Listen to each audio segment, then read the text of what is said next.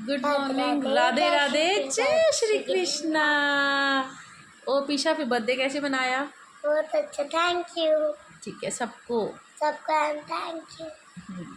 मेरी पीशा की तरफ से सबको थैंक यू जिन्हें इतनी अच्छी अच्छी विशेज़ भेजी मुझे। तो आज की 2 टिप, पहले डिस्कशन हुआ था ना, कल की टिप भी और आज की टिप भी है। तो आज का आपको पता है कि भगवान कभी मर्जी चाहे सोने को मिट्टी बना दे और मिट्टी को चाहे सोना। आज मेरी कहानी इसी पे आधारित। एक बार एक गांव में माधव नाम का एक गरीब मटका बनाने वाला रहता था। वो हमेशा, उसके घर पे एक भिखारी आता, उसे ज़रूर, अगर 2 रोटी मिलती उसे 1 रोटी ज़रूर देता। हमेशा उसको, मतलब वो अपनी मेहनत से काम करता। एक दिन वो मिट्टी खोद रहा था, उसका ना उसका जो मतलब खोदने वाली कस्सी होती है वो किसी हार्ड से टकराई। जब उसने देखा तो उसके अंदर ना एक चमकदार सोने का कटोरा था और उसके अंदर हीरे मोती जड़े हुए थे। और वो मटका, वो जो कटोरा होता है, वो उसकी भविष्य बदल देता है। अब वो अमीर बन जाता है, उसके बदलने, बोलने, चालने का तरीका ही बदल जाता है। तो उसके घर पे वही भिखारी आता है जो पहले भी आता था। वो उस भिखारी को भगा के कहता है, जाओ यहाँ से, अब मैं अपने बराबर के लोगों से बात करता हूँ और बराबर के लोगों को खाना खिलाता हूँ, उनके साथ ही खाता हूँ, तो जा यहाँ से।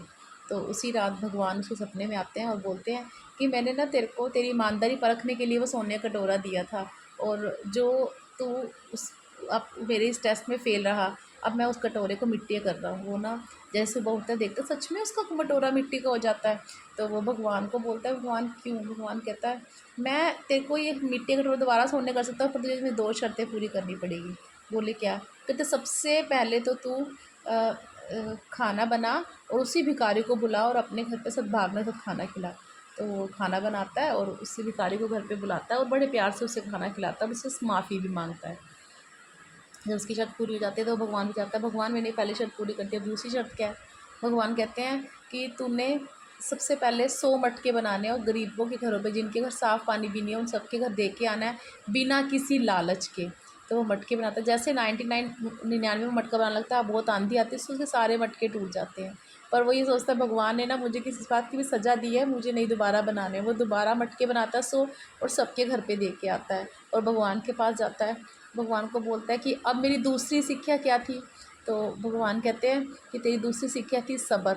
जब मैंने तेरे 99 मटके फोड़ दिए, तूने मुझ पर गुस्सा नहीं किया, तूने सब्र किया और वो मटके दोबारा बनाए और सबको बांट के आया। तो इसी तरह हमारी ज़िंदगी में कभी कोई कष्ट आए ना, दुख आए, तो हमें सब्र करना चाहिए। उसकी पहली सीख थी कि भगवान हमें कितना भी दे, कितना दे, हमें अपना सद्भावना नहीं छोड़नी चाहिए, हमारे लिए सब बराबर होने चाहिए। ठीक है, अपना बोलना चालना अपने बराबर पर्सन होना चाहिए, लेकिन गरीब या जो भी भगवान ने जिसको कष्ट दिया उसकी सहायता करना चाहिए, क्योंकि भगवान जब हमें देता है ना, वो इसलिए देता है कि हम लोगों की हेल्प कर सकें।